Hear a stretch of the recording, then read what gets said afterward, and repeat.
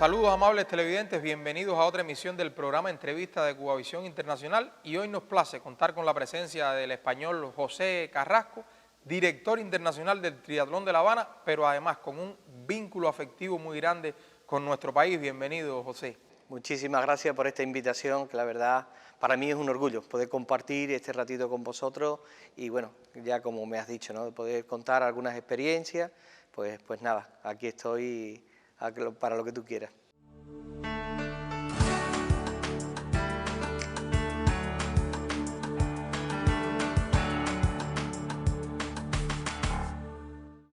José, comencemos esta entrevista con su afición por el deporte. ¿Cómo le llega al niño José esa afición por los deportes? Pues realmente fue algo que para un niño desconocido, es decir, nosotros lo que nos dedicábamos era jugar con lo que, como muchas veces te encuentras aquí los niños de Cuba, con lo que hay, ¿no?, con los pocos recursos. Yo soy de un pueblo pequeñito del interior de Huelva, aunque Huelva es costa, pero yo vivo en el interior, de 3.500 habitantes, y casualmente vino un maestro cuando estábamos en el curso sexto, que había jugado en un equipo de voleibol. Entonces ese maestro pues cogió, nos enseñó a jugar y recuerdo esos días, ¿no?, porque es un pueblo del interior, con ese frío, ese invierno, con esas pelotas de goma que te ponían los brazos ardiendo para jugar y bueno, no nos llamaba, por supuesto, ni pensar en pabellones, taloncillo como se dice aquí, ni mucho menos, era a la intemperie y demás. Y poco a poco me fue gustando, bueno, a todos, ¿no?, porque era jugar, no era un deporte de entrenar, sino era jugar, y era, pues bueno, pues muy satisfactorio. Y con apenas 15 años, ¿cómo ya usted pudo realizar un curso de entrenador de voleibol? ¿Cómo le permitieron con tan poca edad formarse en un curso como entrenador? Bueno, así te contaba de que empezamos a jugar, yo no era ni mucho menos de los mejores que estaban, del sexteto titular ni nada, era suplente, pero sí me vinculaba mucho, entonces tenía ese gusanillo por seguir ahí, y siempre estaba, no me perdí ningún entrenamiento, poco a poco fui mejorando incluso como jugador un poquito para poder jugar, y sí, al lado del profesor, enseñando, y fuimos creciendo el número de practicantes con niños más pequeños y ellos mismos, el ayuntamiento, propuso hacer un curso. A mí me quedaban unos meses para cumplir los 16 años, que era lo obligatorio, pidieron permiso y pude hacer ese curso con 15 años. Y después con 18 años ya tiene un curso de nivel 2, o sea, fue escalando en materia de entrenamiento deportivo en el voleibol. Claro, ya con esa edad, con los 15, 16, ya mi vinculación por entrenar era dedicación exclusiva prácticamente, es decir, salía del colegio y seguía en el colegio porque teníamos una pista en el exterior, allí en el propio colegio, y allí me llevaba hasta que se hacía de noche. Ya cuando se hacía de noche tenía que ir para casa porque no había ningún tipo de iluminación.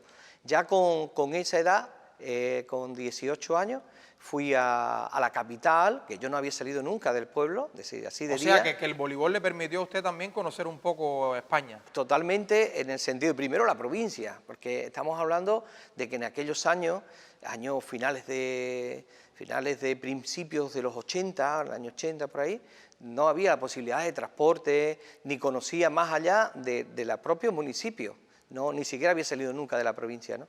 Y tuve que, con esa edad, trasladarme 15 días a la capital, a casa de unos tíos que vivían allí, y me tenía que buscar la forma de moverme en la capital para ir a hacer el curso. Y para mí fue una experiencia enorme. Ahí conocí entrenadores de otros lugares, de otros municipios, todos de la provincia, y me enriqueció muchísimo. Pero no solo voleibol, tengo entendido que además usted también entrenó fútbol sala en su lugar de origen. Todo lo que había, es decir, allí empezábamos, había un movimiento, realmente aquellos niños de esa generación no teníamos televisión prácticamente, había televisión, pero no teníamos videojuegos, teníamos el juego y el deporte. Entonces aparecía un equipo de fútbol sala, pues yo me encargaba de entrenarlo, incluso con el propio ayuntamiento. Ya en el verano, en el tiempo de vacaciones, me encargaba de organizarle la liga por edad, de los niños, medianos y de los mayores, y todo eso una vinculación muy grande en el tema organizativo. También me encanta, es decir, siempre he organizado actividades relacionadas con la hípica, me encantan los caballos, montaba, he organizado campeonatos de España incluso, allí en mi propio municipio, entonces todo lo que era organizar, a mí era lo que más me llenaba. ¿Y cómo llegan después los cursos de entrenador de voleibol nacional e internacional? Claro, cuando tú tienes esa inquietud, lo que quieres es seguir mejorando, aprendiendo, y tenía que hacerlo, pero no, el hecho de hacer ese curso no es lo que percibía por parte de esos contenidos, sino lo más importante era el intercambio. El curso de entrenador nacional en aquel momento en España estaba muy bien, tenía mucho temario, pero después era 20 días concentrados en un lugar con entrenadores de toda España, entrenadores que entrenaban primera división, entrenadores que tenían de distintas etapas. Entonces ahí, o sea, el nivel de exigencia aumentaba. Muchísimo, sí, aumentaba muchísimo el nivel de exigencia y claro, inmediatamente el nacional quería más. Luego, bueno, pues el internacional, ya con el internacional, pues el nivel era realmente muy poderoso, pero eso también me sirvió para conocer, para aprender y sobre todo lo que digo, ¿no? Yo lo que me llevo en todos estos años son las relaciones humanas, las relaciones de haber conocido amigos de verdad a través del deporte, que de aquel curso de entrenador provincial que lo hice con 18 años, todavía mantengo esa amistad, ¿no? Y entrenadores del curso de entrenador internacional y todo eso me llenó. Y precisamente a partir del voleibol comienzan sus vínculos con Cuba a través de un entrenador legendario y uno de los grandes pedagogos y entrenadores del voleibol cubano, Ídolo Gilberto Herrera, quien estuvo prestando servicios en la Selección Nacional de España. ¿Cómo se produce ese primer acercamiento a Cuba a través de Gilberto Herrera? Con Gilberto fue algo que me cambió, ¿no? El concepto de entrenamiento, el concepto pedagógico que él tenía, cómo trabajaba, es decir, cómo trabajaba con todo el grupo, tenía un manejo maravilloso, ¿no? Y me acuerdo que en los cursos que él estuvo impartiendo por toda España, en Huelva, pude participar y siempre me quedaré con esas palabras que él decía: no vaya a evolucionar nunca en España hasta que el pueblo no hable de voleibol. Eso me quedó realmente impactado, ¿no? Que tenía toda la razón. Ahí tenía una generación que después explotó, incluso en Barcelona lo hicieron bien, pero después esos jugadores fueron jugadores de primer nivel, ¿no? Sí, Rafa Pascual se convirtió en el mejor jugador de voleibol del mundo en su momento. Exactamente, pero que además, por ejemplo, has nombrado a Rafa, que tengo amistad con él, ya después de que haya terminado incluso su carrera, te das cuenta el legado que le dejó también Gilberto, es decir, el legado con Pepe Díaz, que era el segundo entrenador, con Gilberto, que aparte de grandes deportistas, hizo grandes personas. Y ese fue el primer acercamiento con Cuba. Usted prácticamente no conocía nada sobre la isla ni la realidad cubana. Nada, no tenía ni idea, nada, no tenía ninguna referencia así importante, ¿no? de opinión para mí, ¿no? Entonces, a partir de ahí sí que me quedé, es decir, ahí sí que ya comencé a pensar en conocer Cuba. Y hay una gran voleibolista cubana que también influyó muchísimo en ese acercamiento suyo con nuestro país, que es Norca Latamblé. Hábleme sobre esa relación con Norca y cuánto influyó Norca en su cercanía con Cuba.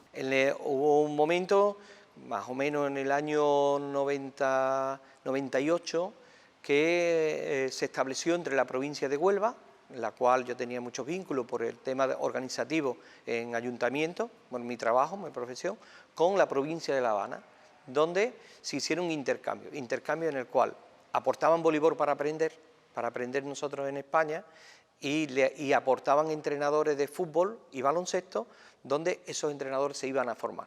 De esa manera, el atletismo aportaba Cuba, en el fútbol lo aportaba, en este caso Luis Beitía, me acuerdo que estuvo allí aprendiendo, digamos, de la metodología. Entonces Norca llega, yo entrenaba un equipo senior, uno de los equipos que entrenaba era senior, se incorpora ya de veterana al equipo senior y bueno, como dice ella, los piñazos que pegaba, aprendió, todos los que estaban allí aprendieron a jugar a otra velocidad, a otro compromiso, a otro sacrificio, es decir, trasladó el espíritu realmente de lucha, de combate, de vencer, es decir, de vencer sí o sí y de compañerismo. Entonces, eso claramente hizo crecer al grupo.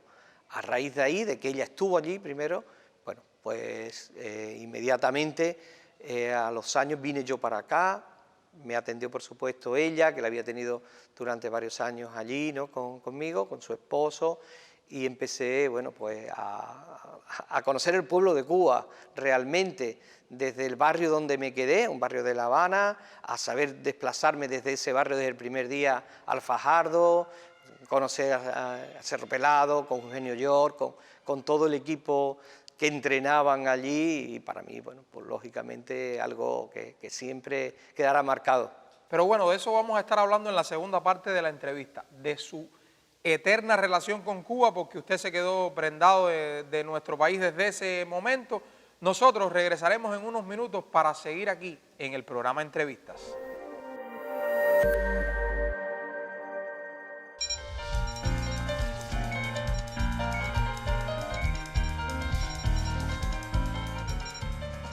Este es el prototipo de ventilador mecánico pulmonar de altas prestaciones desarrollado por Conbiomed. En él han trabajado un gran número de jóvenes y otros no tan jóvenes.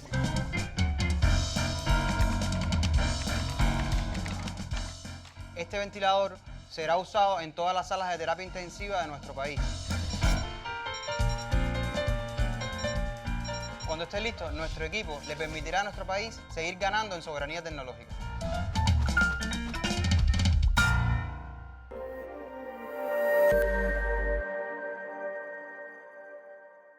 Y estamos de regreso en el programa de entrevista con José Carrasco, director internacional del Triatlón de La Habana, pero además un hombre con unos vínculos afectivos muy grandes con nuestro país. José, nos quedamos en su primera visita a Cuba, que lo marcaría prácticamente de por vida.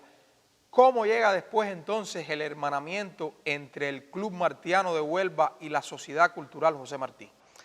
Bueno, yo recuerdo que en esos años, ¿no? Los principios de los años 2000, no recuerdo exactamente qué huracán afectó gravemente en Pinar del Río, que realmente han pasado muchos, ¿no? Y yo me sentía la obligación de ayudar. Entonces estuve hablando con el cónsul general de Cuba en Sevilla, Ricardo, y le planteé, dije, mira, quiero hacer algo, tengo una idea, sé que había afectado mucho como tema organizativo, y ¿cómo lo puedo hacer? Y fue él el que me dijo, mira, la Sociedad Cultural José Martí es una entidad que sería un vínculo muy grande, nosotros tenemos mucha relación, dentro de poquito va a estar aquí su vicepresidente, tenemos un encuentro con él y ya se lo plantea. Bueno, pues así nace, y ahí creé un proyecto que fue Tu Sonrisa, Mi Felicidad, que era hacer acciones en Huelva con los distintos ayuntamientos para recoger juguetes, y esos juguetes trasladarlos por la afectación que había tenido a colegios, a niños, a través de la Sociedad Cultural José Martí. Ahí en ese proyecto también, no solo ya no nos quedamos con Pinar del Río, sino hicimos también una colaboración directa con hospitales, también con el convento de Belén, a través de la sociedad, con Eusebio Leal, y ahí nace, se me abre un abanico de opciones, de conocer, de mucho más internamente, la Edad de Oro, que es un centro que está en el cerro. Bueno, eso, cuando entro en ese centro y con esas personas que están allí, pues realmente es muy difícil de explicar con palabras, pero ahí me queda totalmente tatuado de que hay que colaborar, hay que hacer y hay que luchar. Y yo siempre he tratado de que no estar solo en sino sabía que lo importante es sumar, y siempre he tenido una implicación por parte de los dirigentes de los distintos ayuntamientos, de los distintos gobiernos que estaban en mi provincia, que para mí eran cercanos. Y así se comienza mi vínculo con la Sociedad Cultural José Martí, con el Ministerio de Cultura. Y entonces, ¿cómo llega usted a la organización del Triatlón de La Habana? Porque yo lo que me he dedicado toda la vida profesionalmente es la organización de eventos. Entonces, para mí era fácil, estaba ya muy enfocado en esos años. ¿Y por qué el triatlón específicamente? El triatlón lo pensé porque en ese momento quería hacer algo también reivindicativo, me pedían, sí, vamos a hacer algo para que se conozca la causa de los 5, fuera no solo aquí, sino en otros lugares. Y pensé en algo extremo, es decir, lo que habían vivido durante tantos años, algo extremo, y pensé en el triatlón como deporte de resistencia extrema, y pensé en una larga distancia, y se hizo. En 2015 tuvimos la larga distancia de 3,8 nadando, 180 en bici, 42 corriendo, y realmente ahí vimos el potencial, y vino para quedarse el triatlón, no vino para hacerse ese año, sino para mantenerlo. Ahí el apoyo de Marisol Casado, presidenta de la Federación Internacional, fue también fundamental, porque en un evento por primera vez y con el sello ITU, que ahora es World Triathlon, ¿no? Tenerlo de nuestro lado y con ese compromiso tan fuerte, ella incluso con José Ramón Fernández, pues se daban todos los condicionantes para que el triatlón de La Habana se mantuviera y hoy tuviéramos esta salud en el año 2023. Y tiene una distinción este triatlón, que ustedes premian a los ganadores con obras de importantes artistas plásticos. Incluso en esta edición estaba el maestro Premio Nacional de Arte Eduardo Roca Choco, pero habían obras de Diana Balboa, de José Rodríguez Fuster, de Alex Castro. ¿Cómo consiguieron ustedes que los artistas, los grandes artistas plásticos cubanos se imbricaran en este triatlón y entonces esa unión entre deporte y cultura se hiciera viable con este evento? Empieza a través de la sociedad cultural, mi entrada. Entonces, con Armando Jar, que fue la persona que con José Ramón Fernández, decía, yo venía por de alguna manera el Ministerio de Cultura, todas las colaboraciones que habían hecho con la Sociedad Cultural José Martín. Entonces, mi planteamiento primero fue a la Sociedad Cultural José Martín. Quiero hacer esto.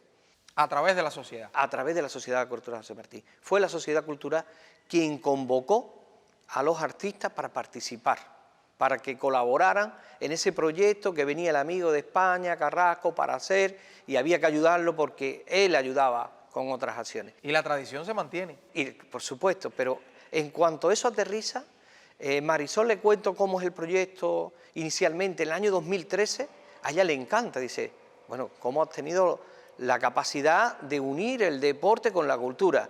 Esto lo tenemos que mantener, y además en el COI está no bien visto, sino siempre lo ponen de ejemplo para otras pruebas, es decir, seguir uniendo. Y seguimos creciendo, hemos crecido en estos años con la aportación de San Alejandro. No solo los artistas plásticos donan las obras, sino a la vez que se está desarrollando, hay jóvenes estudiantes que están plasmando lo que están viviendo en la propia carrera. Eso es fundamental. Y ya también estamos en la unión con la EGREN, para no solo el tema cultural con las artes plásticas, sino también con la música. Es decir, el crecimiento del triatlón no solo tiene que ser en el plano deportivo, que este año ha habido un nivelazo a nivel élite, sino a nivel cultural. Esto es un evento totalmente distinto, que tiene un lugar fantástico como en los Jardines, el Hotel Nacional, que recorre la ciudad, que corta el malecón para que los participantes, público y demás lo disfruten.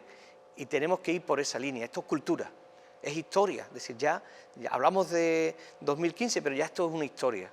¿Y no pensó usted que después de 3 años de ausencia pudiera morir lo que con tanto amor se había logrado? Tuve momentos realmente de mucha impotencia, ver, como bien dicen, ¿no?, de tanto tiempo trabajando con un equipo tan grande, es decir, con todo el apoyo, que no fuéramos capaces de remontar. Había una situación, la única industria grande que tiene Cuba, que es el turismo, la cerraron. 2 años cerrados. Es decir, bueno, yo no sé cómo va a vivir Cuba. No sé cómo va a poder comprar los medicamentos, no sé cómo va a poder comprar el combustible, no sé cómo va a poder sobrevivir un país que la industria realmente importante se la cierra. Entonces, este evento nuestro de evento es algo mucho menor, porque yo primero tengo que pensar en las personas, el bienestar de las personas, El deporte, por supuesto, le da bienestar, pero por encima del deporte está un antibiótico que hace falta, por encima está esa libreta que necesita el niño para el colegio. Entonces entiendo de que esto no puede ser prioridad uno, no puede ser. Y me daba miedo, me dejó muchos días, muchas noches sin dormir pensando en que no pudiéramos hacerlo. Hemos vuelto, pero no hemos vuelto para cumplir expedientes, hemos aumentado la calidad. Ha habido mejor calidad participativa en la élite y en el tema organizativo ha estado, puedo decirte sinceramente, mejor estructurado, un poquito mejor estructurado. ¿Cómo visualiza el futuro de este evento, José Carrasco? Pues ahora veo que puede haber un buen salto de calidad con el tema de intentar de conseguir nuevos colaboradores privados. La implicación por parte de institucionales es enorme, es decir, eso no hay ninguna duda, desde donde estamos en el Hotel Nacional, a la INDE, el Ministerio de Cultura, Turismo, Aduana, es decir, todo eso está muy bien engrasado y funciona muy bien. Y por eso precisamente la entrevista aquí en el Hotel Nacional, por los vínculos afectivos suyos con esta institución y además porque ha formado parte del Triatlón de La Habana durante todos estos años. Por supuesto, aquí en el Hotel Nacional no quería ser un colaborador más, quería ser Triatlón de La Habana. Es decir, no quiere ser un colaborador, ellos son, se sienten y nosotros, bueno, un orgullo que esto se pueda mantener. Ahora he tenido oportunidad en esta edición de tener un apoyo muy grande por parte de la Embajada de España. El número de empresarios mayor de empresas establecidas en Cuba son los empresarios españoles y que la Embajada de España muestre, como ha mostrado, ese apoyo tan grande, nos abre la posibilidad de conseguir esas empresas que ya están establecidas, que no tienen miedo al bloqueo porque están aquí, puedan ser empresas que puedan colaborar mucho más con nosotros. El caso principal es Alto Cedro, ¿no? que bueno, es una empresa que está financiando a grandes proyectos en este país y son con los que podemos hacer este evento, ¿sí? Son los que nos están dando la financiación necesaria para poder realizarlo. Mitad español y mitad cubano, porque bueno, su esposa es cubana, lo unen muchos vínculos con nuestro país, pero también usted, a raíz de esa relación con su esposa, ha establecido colaboración con el gobierno de Artemisa. Hábleme sobre este tema en cuanto a qué ha realizado usted en materia de colaboración con la hermana provincia occidental. Yo te puedo decir que mitad cubano, mitad español, no sabría distinguir, ¿no? Yo me siento tan bien aquí que yo no distingo. Como me siento en mi casa, no sé si tengo la mitad o no tengo la mitad, pero no me importa que tenga la mitad o no tenga la mitad. Tengo una hija que sí, que posiblemente tenga la mitad, que ya a lo mejor sí, pero yo no me siento en mi casa, que eso es lo más importante. Sí, el gobierno de Artemisa, con ellos tengo una relación muy estrecha de amistad, como siempre yo lo valoro, son las relaciones humanas, enormes, y con ellos es muy fácil colaborar. Estoy colaborando sobre todo con ese gobierno porque mi esposa es de Guira de Melena, ella es doctora y como ha trabajado en todo lo que es el sistema de salud pública de Cuba, veía que era muy fácil, es decir, que era muy fácil y necesario poder ayudarlos, poder mejorar a esos médicos que trabajan, sobre todo yo me voy al campo, al consultorio de campo, yo empiezo por ahí, yo vengo de como he dicho al principio de la entrevista, de un municipio pequeño, como aquí, ahí en medio de la sierra, que cuesta mucho más que lleguen los medios, pues ahí es donde yo me identifico. Entonces, a raíz de ahí, pues pude detectar dónde podíamos aportar los recursos para esos lugares y desde el año 2009 estamos llevando recursos ahí a esos sitios y seguiremos haciendo. Acabamos de mandar un contenedor, ahora vamos a tener otro contenedor que estará llegando, espero, para mayo y estamos a la disposición de lo que nos indique el gobierno de Artemisa, sin que se enfade el gobierno de La Habana, que también hemos hecho algunas colaboraciones, y sin que se enfaden otras entidades. Pero mira, en esto yo no colaboro mucho con el deporte. Dice, bueno, si estás en el deporte, ¿por qué? Porque creo que es más necesario y más útil llegar ahí. Para mí esa es la primera prioridad. El deporte es otra segunda prioridad, que sirve igual muchísimo para dar la imagen real de Cuba. Un país seguro, un país con una historia enorme y con unas capacidades que son increíbles. Yo espero que poco a poco, ¿no?, la situación política a este país se le facilite, ¿no?, que no exista ese embargo, que nosotros lo hemos sufrido muchísimo en el evento y en todos los aspectos, y que pueda el pueblo cubano vivir como es, con esa cultura, con esa educación, con esa formación y como es, de los países que más colaboran con el mundo. Yo estoy colaborando, pero yo no soy nadie, porque lo que yo hago en comparación a lo que hace Cuba para el mundo es increíble. Para finalizar, ¿qué significa Cuba para José Carrasco? Pues Cuba significa todo, en el aspecto de que me ha dado la oportunidad de ser persona, me ha dado la oportunidad de entender los valores. Y si un país te enseña lo que son los valores importantes, para mí lo significa todo. Yo me siento muy español, porque soy español, pero me siento con unos valores que lo he aprendido en este país, gracias a su gente y cómo me tratan desde que llego hasta que me voy, y siempre hay motivos para estar aquí, siempre hay un motivo especial para compartir con los buenos amigos. Muchísimas gracias a José Carrasco por demostrarnos cuánto se puede hacer en materia de hermandad entre dos países que están unidos por tanta historia como España y Cuba. Un español cubano o un cubano español que tanto hace por ayudarnos. Nosotros regresaremos en próximos espacios del programa Entrevista.